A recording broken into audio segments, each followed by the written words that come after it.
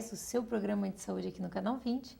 Eu, Ana Paula Sorrentino Delvaux e Miguel Sorrentino Júnior, entrevistamos todas as semanas os maiores especialistas no assunto. E como falamos sobre como viver mais, com melhor qualidade de vida, e aqui vocês vão saber, com esses especialistas maravilhosos, o que existe de melhor em tratamentos nos dias de hoje, na parte de prevenção e na parte curativa.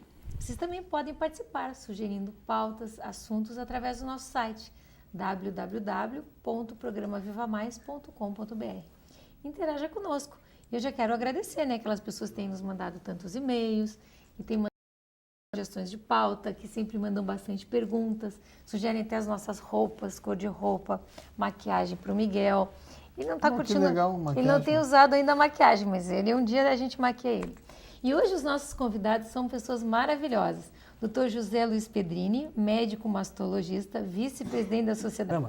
Iguais, é impossível. Então tem um manejo, a cirurgia é apenas uma das etapas do tratamento. Mais importante do que fazer o ato cirúrgico é perfeito diagnóstico e acompanhamento.